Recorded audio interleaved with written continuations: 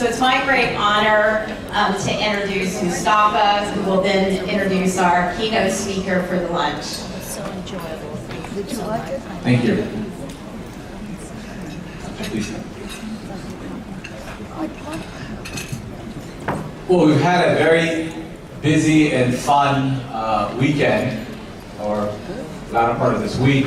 I grew up right across the street from Long Island City High School, and it didn't look anything like that, so thank you all for being here. I'd like, for a minute, as we begin this conversation, for the Undersecretary to basically talk about his frame, how he sees the peacekeeping mission, and then we're going to go back and forth and ask some questions. So with that, I'll let you lead off.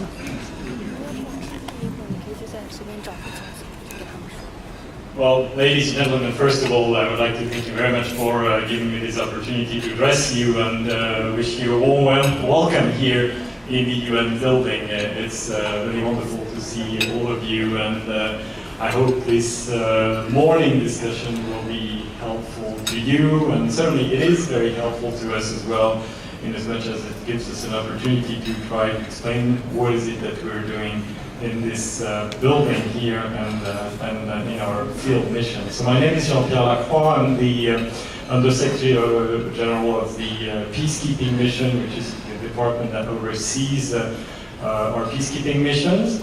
So let me just give you a few facts about our mission, and I'll try to be as brief as possible so that we can have a question and answer.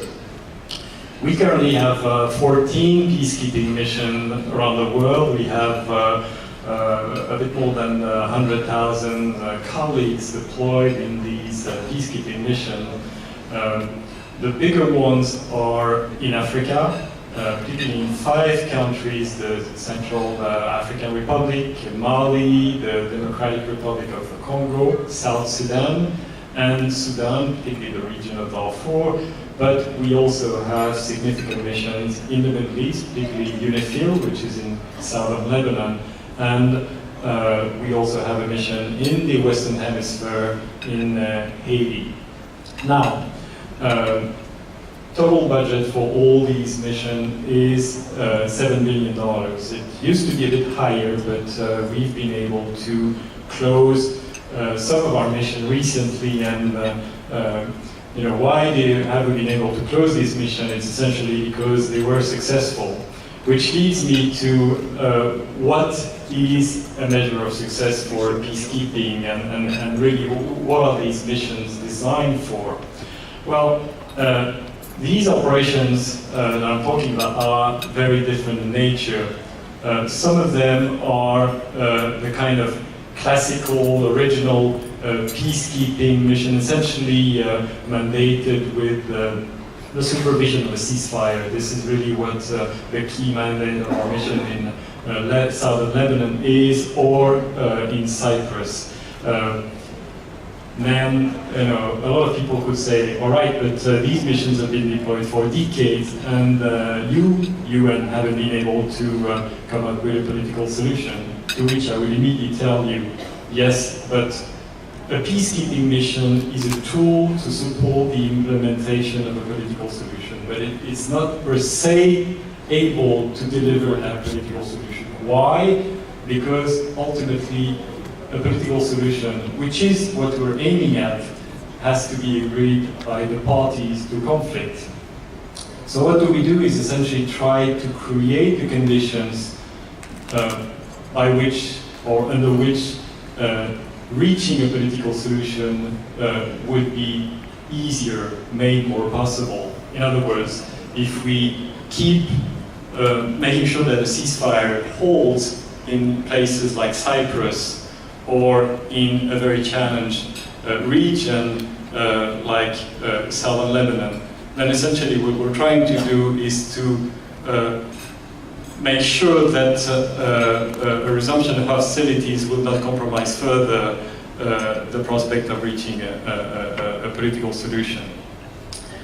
In our bigger mission in Africa, where we usually operate in environments where state presence is almost non-existent, where we are confronted with armed groups, where our people are actually targeted because they're UN, not in spite of them being UN, but because of that, because they're in the business of promoting peace, and those who are against us are essentially in the business of trying to derail whatever peace efforts we're making. In these places, our mandate and our mission is usually to same as, in a way, the ultimate goal is to help advance a political solution. But we do it in more than one way. We do it by trying to protect civilians as best as we can. And protection of civilians really has become one of our key missions in those environments, in these countries. We're also trying to do our best together with other stakeholders, other partners, regional organizations, sub-regional organizations, to help advance a political solution, to interact with the parties, to exert our good offices. But we never do that alone. We have to do that with other stakeholders. We have to do this with the UN special envoys, with regional players, with influential global players. And this is only by being collective that we can we can achieve results in moving these political processes forward. But the other thing that we do as soon as we have the political space and the security environment to do it is to help in the building of national institutions. Because if you look at South Sudan,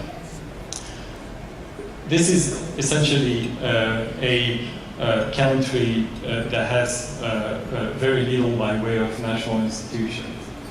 So if we can gradually get the parties to a political agreement, then the next thing that will have to be done really is to try to build national institutions, and particularly rule of law institution and security institution. It is difficult to achieve, particularly in areas and places where cooperation with the host government is difficult, which is the case in South Sudan.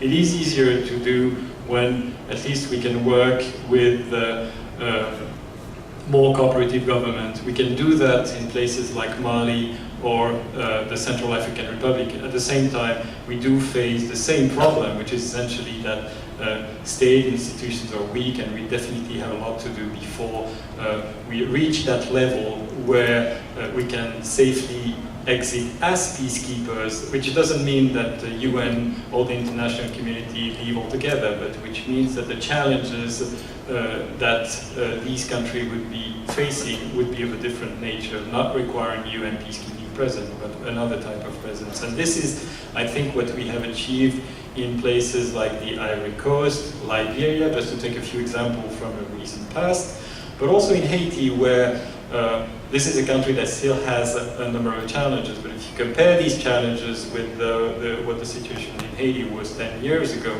then it is a much improved situation, particularly from the security point of view. And it is also a place where we've helped build a national police, and therefore the security challenges of Haiti can be addressed by the Haitians themselves. Again, that doesn't mean, and this is a place where we are gradually downsizing our peacekeeping presence. That doesn't mean that the UN or the international community, international agency, NGOs will leave. But again, it gradually reaches a point where you don't need peacekeepers anymore. You need another form of international presence.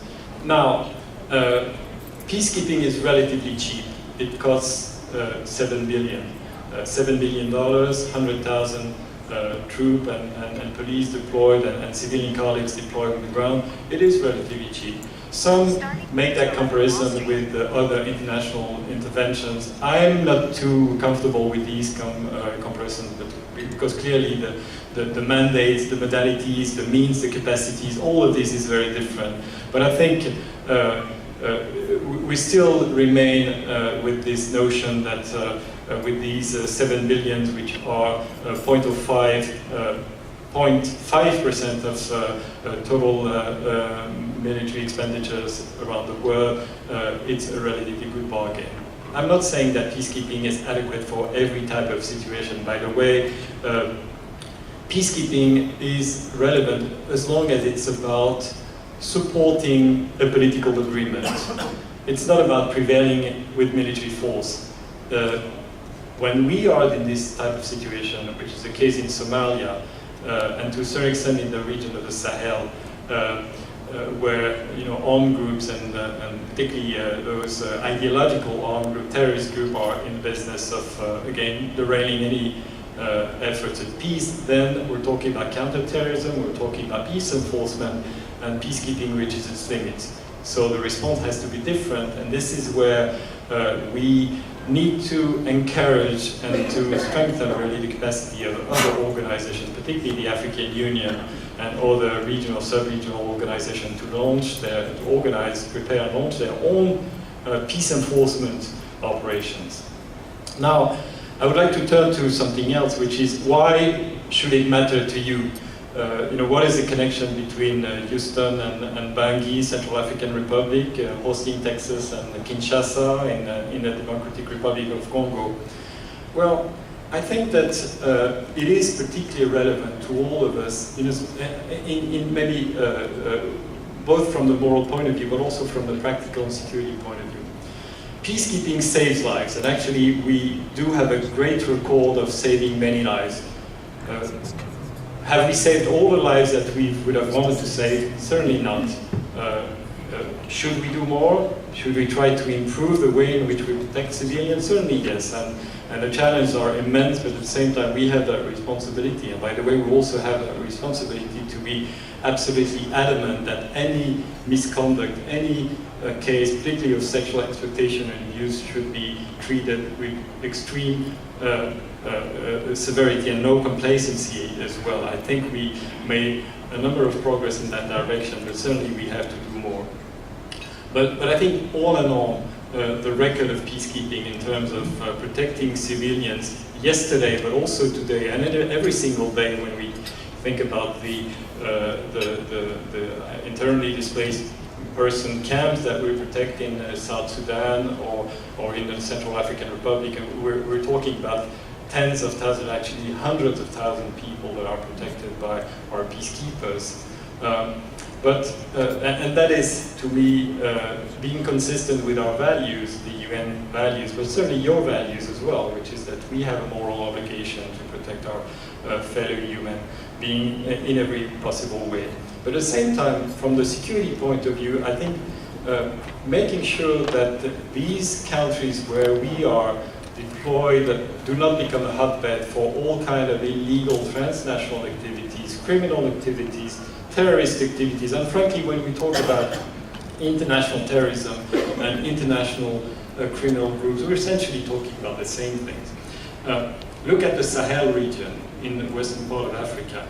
This is a place where drug and weapons coming from a number of places, particularly from Latin America, are actually going through the continent, usually entering through some countries in the region of the Gulf of Guinea, and then moving up north across the desert through centuries or thousands of years old routes towards Europe and the Middle East.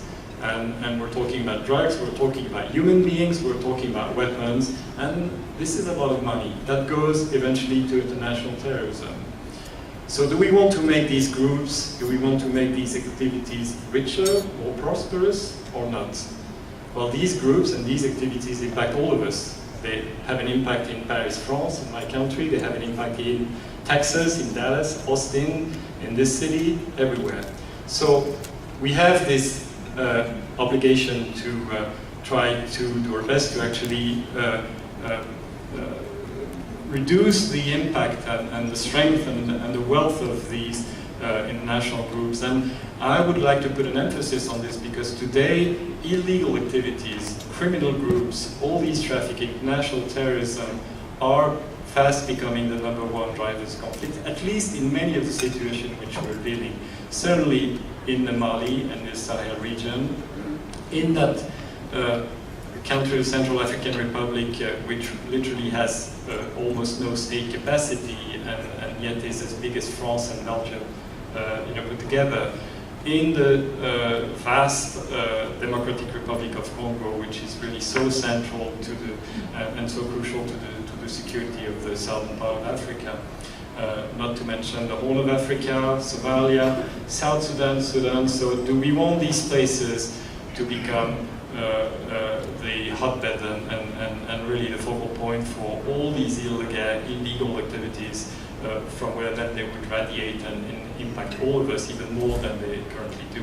So this is where we think that we have relevance, in addition to working to save lives and protect civilians and actually help the population of these countries return to peace and stability. We think that peacekeeping is a tool. It's not the only tool, of course, but it's one of the tools that international communities, that all of us have at our disposal to help address the key challenges that we have today to international peace and security.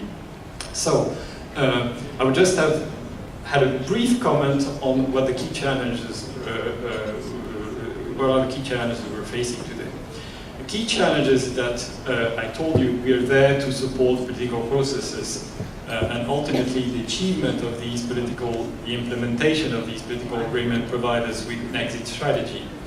But in most of our situations, these political processes are not moving forward, or in some situations they're not moving at all, which is a problem for us because then we lose a prospect for exiting at some point in time.